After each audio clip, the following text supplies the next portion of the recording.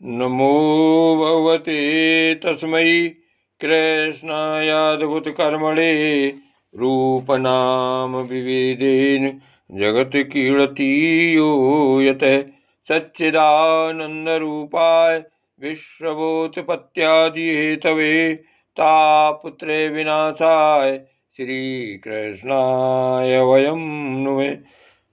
श्रीमद्भागवत महापुराण एकादश स्कंद अध्याय 11वां बद्ध मुक्त और भक्तजनों के लक्षण।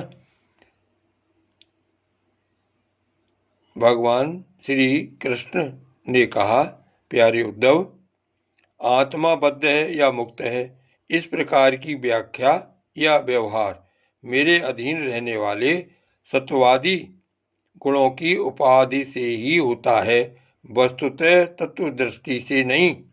सभी गुण माया मूलक हैं, इंद्रजाल हैं, जादू के खेल के समान हैं। इसलिए न मेरा मोक्ष है न तो मेरा बंधन ही।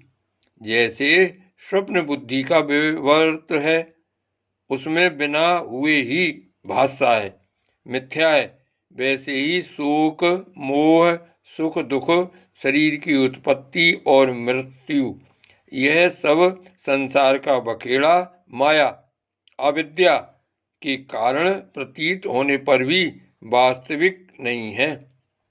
उद्धव, शरीरधारियों को मुक्ति का अनुभव कराने वाली आत्मविद्या और बंधन का अनुभव कराने वाली अविद्या, ये दोनों ही मेरी अनादि शक्तियां हैं।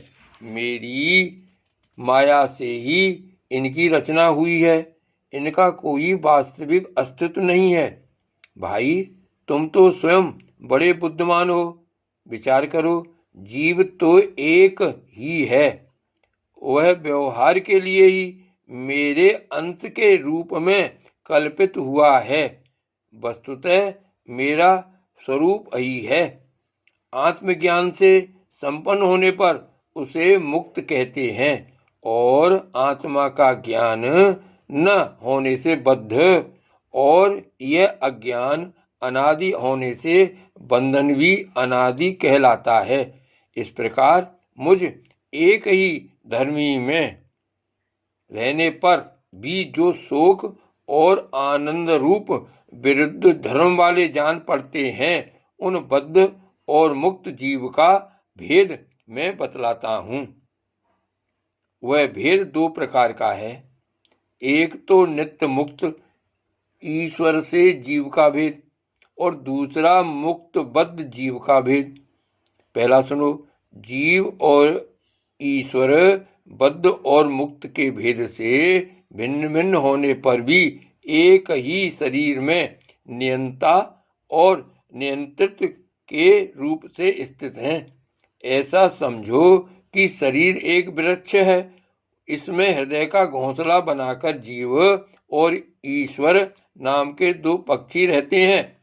वे दोनों चेतन होने के कारण समान हैं और कभी न बिछुड़ने के कारण सखा हैं। इनके निवास करने का कारण केवल लीला ही है।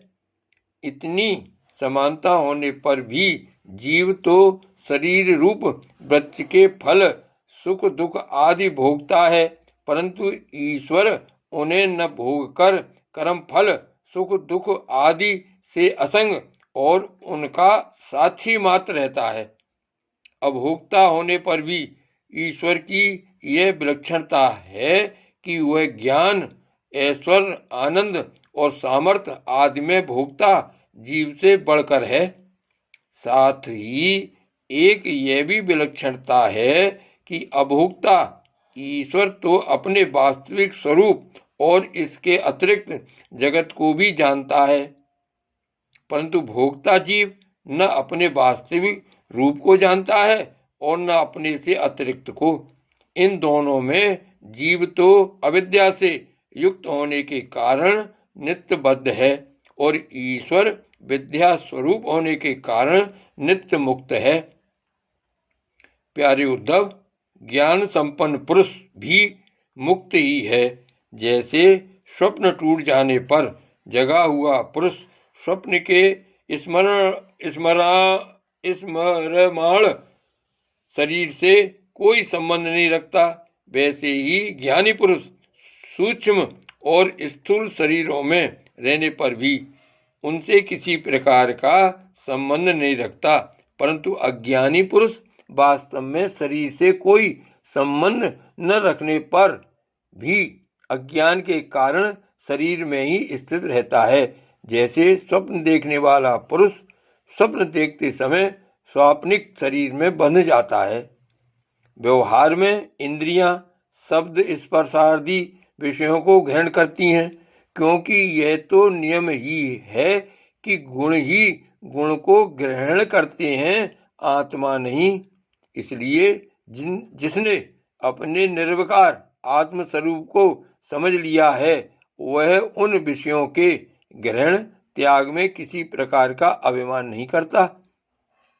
यह शरीर प्रारब्ध के अधीन है, इससे शारीरिक और मानसिक जितनी भी कर्म होते हैं सब गुणों की प्रेरणा से ही होते हैं।